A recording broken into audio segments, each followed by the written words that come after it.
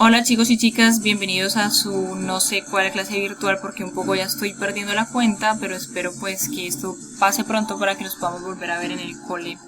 Estábamos en el tema de la ciencia ficción, ya hemos repasado sobre cuáles son los orígenes, cuál ha sido considerada la primera obra de ciencia ficción. También repasamos en el video anterior algunos autores relevantes, importantes y destacados, y también a modo general sobre las temáticas y las características de la ciencia ficción. Lo que vamos a hacer en este video es a puntualizarlas un poco y lo vamos a hacer a la par del análisis del cuento que ya leímos, que es Un expreso al futuro de Julio Verne, y del que ustedes me mandaron sus resúmenes. Entonces, como primeras, digamos, características a destacar de la ciencia ficción tiene que ver con las temáticas que aborda. Ya habíamos mencionado que esas temáticas usualmente son viajes en el tiempo y en el espacio, también viajes a otros planetas, pero digamos las temáticas son mucho más que eso. Entonces aquí en pantalla tenemos una lista sobre esas temáticas frecuentes en la ciencia ficción. Entonces, repasándola una a una, la que ya mencionamos, por ejemplo, que es la de viajes en el tiempo y en el espacio. También hay otra temática que es la creación de grandes inventos, la rebelión de las máquinas. Estamos aquí, la rebelión de las máquinas. Esa es cuando los inventos que ha creado el ser humano se colocan en contra de la existencia del ser humano. Entonces es como cuando los robots se colocan en contra de la humanidad. Eso es una temática frecuente en la ciencia ficción. Las guerras o la convivencia interplanetaria, que pues es es imaginar esa convivencia con seres de otro planeta. También están las invasiones extraterrestres, que ya no es imaginarla como convivencia o como guerra, sino que es cuando intempestivamente o inadvertidamente los extraterrestres vienen a la Tierra. También está el mundo virtual, que son esas realidades virtuales que los personajes de la ciencia ficción logran a través de máquinas o inventos para vivir dentro de un mundo virtual. También está pues la conquista o la vida en otros planetas, que tiene que ver pues ya no con que los extraterrestres nos invadan, sino nosotros supuestamente invadir, digamos, a los extraterrestres, o no invadir, sino ir como a la conquista de otros planetas. El descubrimiento de mundos perdidos, imaginémonos a veces como esas realidades alternas, mundos perdidos, que pueden ser, digamos, muchos tipos de mundos perdidos. Por ejemplo, en el viaje del centro de la Tierra hablamos de un mundo precisamente que está en el centro de la Tierra, pero en otras, digamos, manifestaciones de la ciencia ficción podríamos hablar de la existencia de un mundo paralelo detrás de una pared, ejemplo, o de un mundo del pasado o del futuro al que se llega a través de una cueva o un túnel en la que hay radiaciones especiales y cosas así. Entonces a eso nos referimos como mundos perdidos. Pensemos en mundos perdidos como muchas posibilidades de mundos perdidos. También están las realidades o las dimensiones paralelas, que tiene que ver también un poco con eso, ¿no? También está la exploración de regiones inaccesibles para el hombre y a las que el hombre solamente puede llegar con el excesivo uso de la tecnología. Los modos en que estará organizado nuestro mundo en el futuro, que tiene que ver con necesidades futuristas de cómo vamos a funcionar como sociedad, cuáles son los inventos que ya habremos desarrollado. Bien, la manipulación genética, pensémosla cuando se nos hablan en historias, por ejemplo, sobre la creación de clones. Los clones son, digamos, el resultado de vida a través de procedimientos científicos. Entonces está eso, la manipulación genética también en otros aspectos, por ejemplo en la creación de enfermedades, la creación de, digamos, poderes especiales o humanos especiales tratados, digamos, gracias a ese tratamiento científico. Y también están pues los inventos que traspasan los límites de lo ético, es decir, inventos que al final no resultan siendo tan buena idea porque no son usados para bien. Entonces, digamos que es como el compendio del uso de las temáticas de las que hace uso la ciencia ficción. Podríamos decir, o decimos también, que la ciencia ficción, pues, desarrolla unos conflictos, ¿listo? Entonces hay unos temas y hay unos conflictos usuales en la ciencia ficción.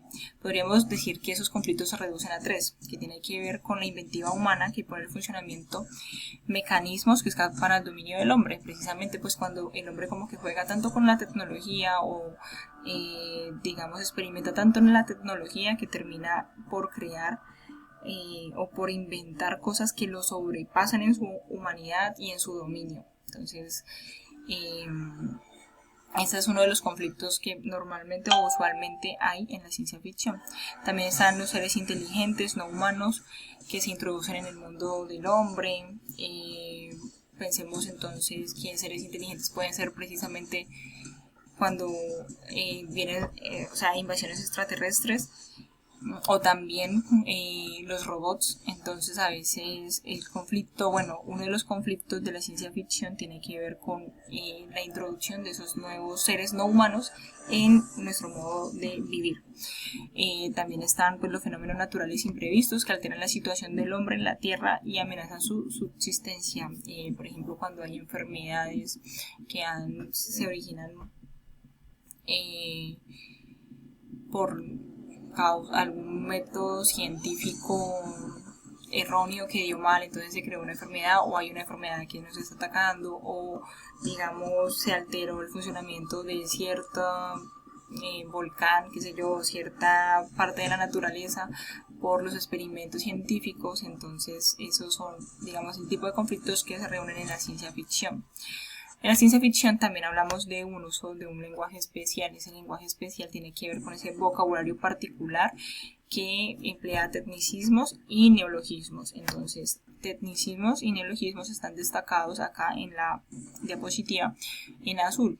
Cuando hablamos de tecnicismos, hablamos de palabras específicas dentro del determinado ámbito científico, y cuando hablamos de neologismos son esas nuevas palabras que se utilizan pues para nombrar. ¿Y qué pasa? Pues como la ciencia ficción acude mucho al uso de tecnología avanzada que supuestamente no existe porque pues es una idea futurista, entonces a veces hacen el uso de neologismos para poder llamar a esos inventos que se crean pues dentro de esta literatura. Eso pues lo que ayuda es a que la historia sea más creíble.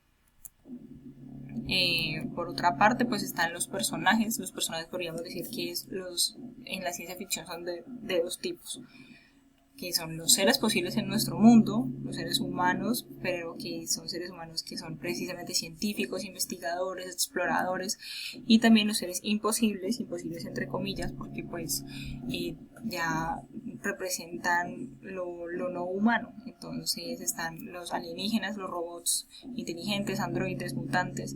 Entonces podríamos decir que esos son los grupos de los personajes que manejan, que encontramos en la ciencia ficción. Bien, entonces yo por acá coloqué las fotografías de algunos personajes famosos. Está E.T., que es un extraterrestre famosísimo, pues todos estos son, digamos, personajes cinematográficos que traen. Depredador, que también es un extraterrestre. Está también Terminator, que es un robot.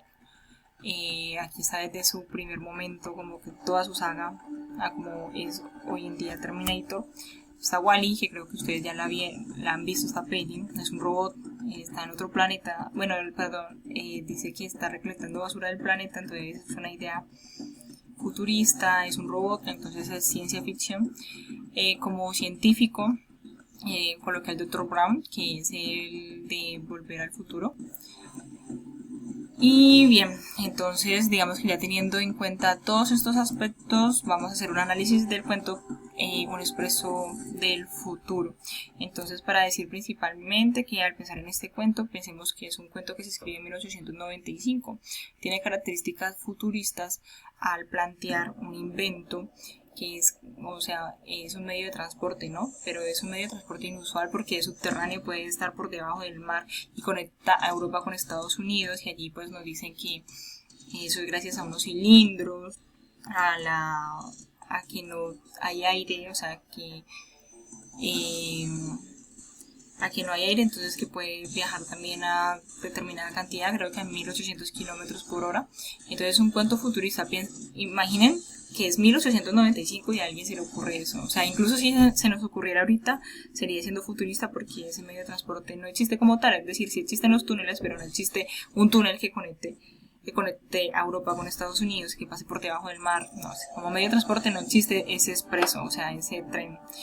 En 1895 había pues influencias en este tipo de pensamientos porque pues fue 1895, son unos años después de la revolución industrial. Entonces pensemos que está abierta como el panorama a pensar en todo lo científico y en todos los inventos que tengan que ver con ese tipo de cosas, que sean por ejemplo medios de transporte y en fin. Entonces por acá tengo unas imágenes primero, quiero mostrarles. Entonces vamos acá para que veamos esta de aquí.